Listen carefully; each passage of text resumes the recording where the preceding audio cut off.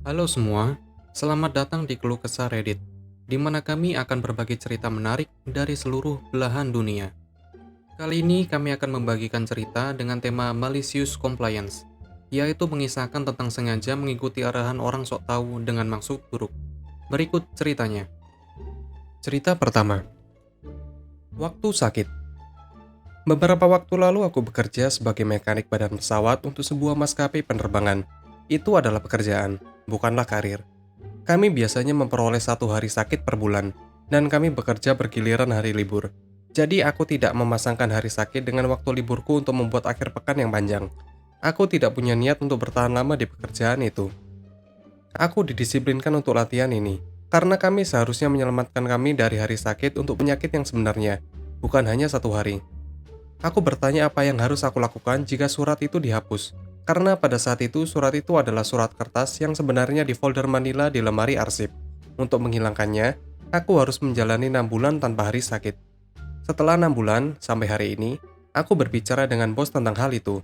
Dia memeriksa tanggalnya, memeriksa catatanku yang belum aku ambil sehari, lalu masuk ke lemari arsip dan merobek surat itu dan melemparnya ke dalam sampah. Aku absen sakit selama 6 hari berikutnya, dan kembali dengan surat dari dokter bahwa aku sehat untuk bekerja. Semua bos mengatakan adalah, kamu memiliki beberapa pasangan. Aku mendapat pekerjaan lain tak lama setelah itu. Cerita kedua, 10 menit sudah habis. Ini terjadi sekitar 9 tahun yang lalu. Itu adalah liburan musim semi tahun kelulusanku di SMA ketika aku cukup beruntung untuk melakukan perjalanan sekolah. Perjalanan melewati Italia, Yunani, dan kami harus pergi ke Turki untuk perjalanan sehari. Untuk cerita utama. Di Verona yang adil kami meletakkan adegan kami. Kami telah tiba di hotel pertama kami. Aku berada di sebuah kamar dengan temanku Sarah, adik perempuan seorang teman Katie dan temannya Tina. Guru memberi kami waktu malam untuk melakukan apapun yang kami inginkan. Katie dan aku memutuskan untuk menggunakan komuter untuk memberitahu keluarga kami bahwa kami telah sampai dengan aman. Sarah memutuskan dia akan kembali ke kamar dan mandi karena dia agak jet lag. Tina telah pergi dengan siswa lain untuk melihat-lihat di malam hari. Hanya ada satu komuter sehingga Katie dan aku berada di sana selama sekitar 20 menit karena Katie tidak merasa nyaman ditinggal sendirian di sana. Sekitar 10 menit, Tina kembali ke hotel dan naik ke kamar. Katie dan kami akhirnya selesai dan menuju ke kamar kami hanya untuk menemukan Tina berdiri di depan pintu kamar mandi. Lengan disilangkan hanya menatap pintu dengan penuh harap. Dia menoleh ke arah kami dan berkata, mulai sekarang, waktu kamar mandi terbatas selama 10 menit. Bahkan tidak menunggu digunakan untuk merespon dan pergi duduk ke tempat tidurnya. Sekarang disinilah aku langsung kesal. Hotel ini memiliki air sesuai permintaan. Jadi itu bukan masalah pemanas. Dia 2 tahun lebih muda dariku, dan berbicara seolah-olah dia bertanggung jawab atas kelompok kami. Hanya teman sekamar di perjalanan. Dia telah berencana untuk berdiri di depan pintu menunggu Sarah keluar. Sarah sangat tertutup, dan memiliki banyak masalah kecemasan. Ibunya benar-benar meminta aku mendorongnya untuk datang dalam perjalanan dengan aku, sehingga dia bisa menikmati perjalanan sebelum lulus. Begitu Sarah membuka pintu, Tina ada di pintu sekali lagi mengulangi 10 menit kemudian mendorong melewatinya menutupi pintu. Aku tidak akan membiarkan ratu drama merusak perjalananku. Segera setelah aku mendengar suara mandi, aku mengatur timer dan menunggu saat itu selesai. Aku bangun pergi ke pintu dan menggedor keras 3 kali sebelum mengumumkan 10 menit sudah habis.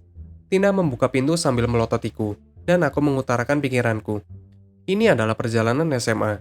Kamu bukan guru atau bos. Kamu tidak bisa mengendalikan perjalanan ini. Kami memiliki masalah perselisihan lagi selama perjalanan, tetapi dia tidak pernah mencoba memaksa kami untuk membuat aturan. Cerita ketiga. Memainkan permainan bodoh, memenangkan hadiah bodoh.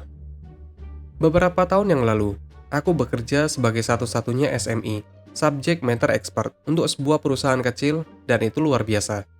Aku bersenang-senang bahwa mereka ke milenium baru, itu benar-benar buruk. Memiliki hubungan baik dengan semua orang, dan perusahaan secara umum membuat poin untuk menjadi baik kepada karyawannya. Pekerjaanku berbicara untuk dirinya sendiri. Departemenku ditugaskan untuk mulai menghasilkan keuntungan untuk pertama kalinya dalam sejarah perusahaan. Tidak terlalu sulit ketika kami benar-benar tahu apa yang kami lakukan. Manajer melihat tanda dolar, dan melanjutkan untuk mengartikulasi banyak ide yang berbeda tentang bagaimana berkembang terbaik dan melanjutkan tren kesuksesan baru-baru ini. Mungkin aku terlalu mahal, Mungkin aku terlalu memaksakan ide bodoh. Mungkin mereka pikir mereka bisa melakukannya tanpaku karena segalanya tidak lagi berapi-api. Bagaimanapun, mereka merasa perlu menyingkirkan aku dan memutuskan bahwa alih-alih melakukan percakapan, solusinya adalah membuat aku frustasi tanpa akhir. Sampai akhirnya aku berhenti di atas kemauanku sendiri. Nanti aku akan mencari tahu mereka telah melakukan ini pada karyawan lain sebelumnya. Jadi mereka mulai mengeksploitasi kebanggaan yang aku miliki dalam kualitas pekerjaanku. Setiap minggu, manajemen akan memberitahu aku bahwa unit bisnis mengeluh tentang aku, lalu menolak untuk menjawab pertanyaan atau menjelaskan lebih lanjut. Strategi itu berhasil, karena ini sangat membuat aku frustasi. Sampai suatu hari yang menentukan, ketika aku ditarik ke sebuah rapat.